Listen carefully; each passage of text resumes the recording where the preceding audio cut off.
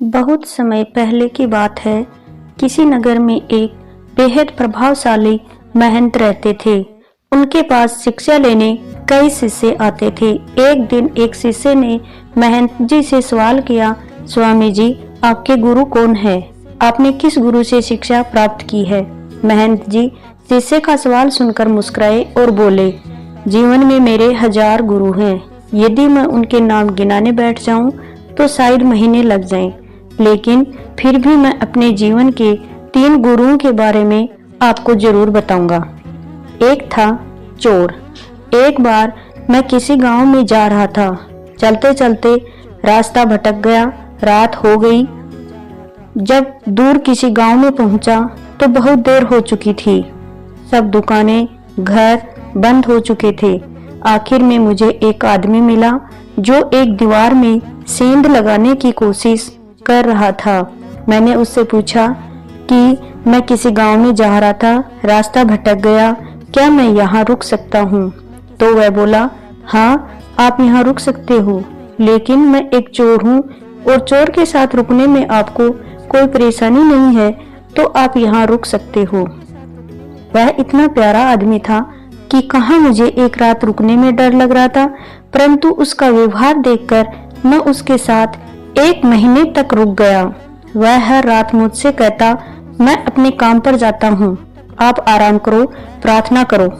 जब वह वापस आता तो मैं उससे पूछता, कुछ मिला तुम्हें? तो वह कहता, आज तो कुछ नहीं मिला, पर अगर भगवान ने चाहा तो जल्द ही कुछ मिलेगा। वह कभी निराश उदास नहीं होता, हमेशा मस्त रहता था।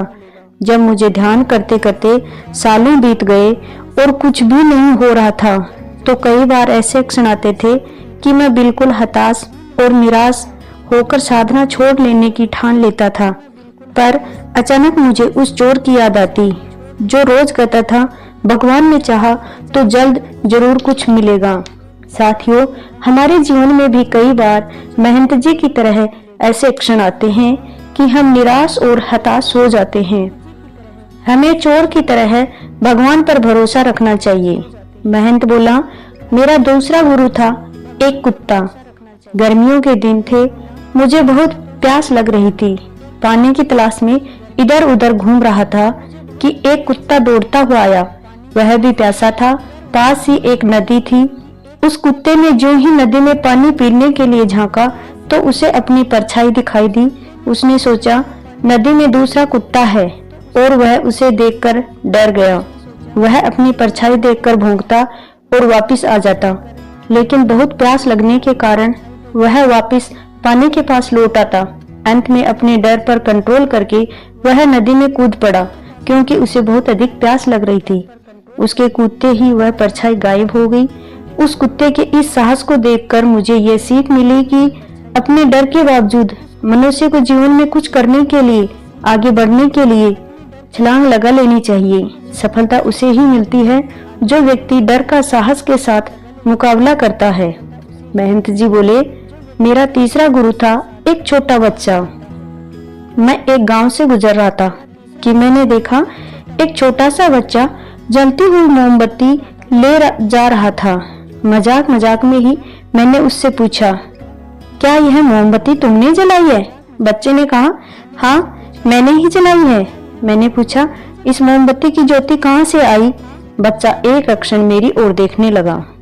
थोड़ी देर बाद बच्चा हंसा और मोमबत्ती को फूंक मारकर बुझाते हुए बोला, अब आपने मोमबत्ती की ज्योति को जाते हुए देखा है? किधर गई, मुझे भी बताइए। महंत जी बोले, मेरा अहंकार 1 मिनट में ही चकनाचूर हो गया। मेरा ज्ञान जाता रहा। एक छोटे से बच्चे ने मेरे ज्ञान के सारे चक्षु खोल दिए। साथियों, शिष्य होने का अर्थ है हर समय हर ओर से सीखने को तैयार रहना। जीवन का हर क्षण हमें सीखने का मौका देता है। हमें जीवन में शिष्य बनकर अच्छी बातों को सीखते रहना चाहिए। यह जीवन हमें आए दिन किसी न किसी क्षण गुरु से मिलाता रहता है, पर यह हम पर निर्भर करता है कि हम किससे क्या सीखते हैं। गुरु एक छोटा बच्चा हो सकता है, एक बुजुर्ग हो सकता है। हमारी लाइफ में गुरु वही होता है जिससे हम कुछ अच्छा सीखने को मिलता रहे। हर इंसान साधारण ही दिखता है, लेकिन सब में एक असाधारण प्रतिभा होती है। जरूरत है तो अपने कौशल से उस प्रतिभा को निखारने की। कोई भी काम, कोई भी इंसान छोटा या बड़ा नहीं होता है, बस उसके करने का तरीका सही होना चाहिए। साथियों, आपकी लाइफ में यदि ऐसे गुरु आए हैं जिससे आपने अपनी लाइफ में महत्वपूर्ण स्थान दिया हो, तो PL के परिवार में कमेंट करके हमसे भी शेयर कीजिए। यदि कहानी अच्छी लगी तो कहानी को लाइक, शेयर, सब्सक्राइब कीजिए। PL के परिवार का हिस्सा बनते रहिए। दोस्तों, क्या लेकर आए थे और क्या लेकर हम जाएंगे? लाइफ में कुछ ऐसा करो जाने के बाद भी लोग हमें याद करते रहें। जय हिंद।